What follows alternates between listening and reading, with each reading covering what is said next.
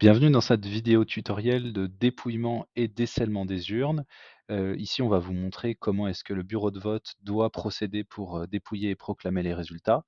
Je suis le président du bureau de vote. Je suis réuni avec au moins un des deux assesseurs du bureau, puisque deux membres du bureau sur trois suffisent pour dépouiller les résultats. En tant que président, je me reconnecte sur ma session d'électeur grâce à l'identifiant que j'ai reçu par mail, SMS ou courrier postal. Quand je clique sur Se connecter, je reçois un nouveau code de connexion temporaire que je vais saisir ici. Lorsque je l'ai ressaisi, je clique sur Se connecter.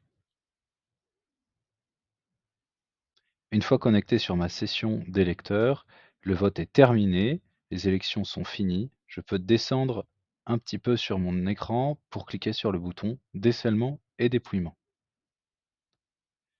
Je retrouve l'écran qu'il y avait sur l'étape de scellement des urnes, où on me demande tout d'abord de demander un code pour authentifier le président et les assesseurs sur la manipulation de dépouillement. En cliquant sur Demander un code, je reçois un message sur mon mail ou mon SMS, pareil pour l'assesseur qui dépouille avec moi. Une fois le code reçu, il faut le saisir en face des non correspondants. Lorsque les codes sont saisis en face des non correspondants, je vais réouvrir le document sur lequel j'avais enregistré la phrase mot de passe lors du scellement des urnes. Vérifiez bien la phrase grâce au petit œil en verrouillant le petit œil pour voir qu'elle correspond bien à ce qui avait été copié-collé lors du scellement des urnes. J'ai la possibilité de laisser un champ sur trois vide. Une fois au moins 2 champs sur 3 complétés, le bouton Déceler et dépouiller apparaît en vert. Je n'ai plus qu'à cliquer dessus. Un pop-up de confirmation apparaît. Je clique sur Déceler et dépouiller et la plateforme va instantanément calculer les résultats.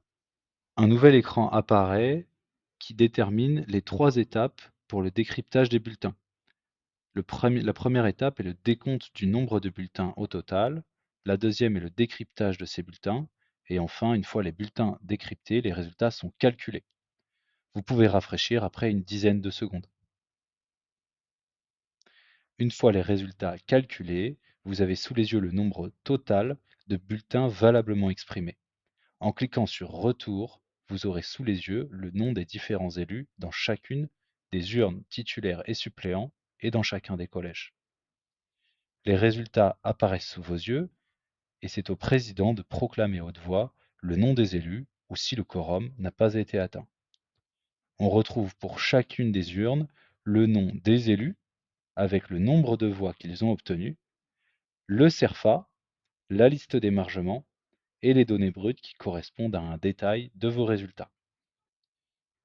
Si les membres du bureau, les représentants de l'employeur et les éventuels délégués de liste sont tous d'accord avec les résultats, vous pouvez confirmer et proclamer.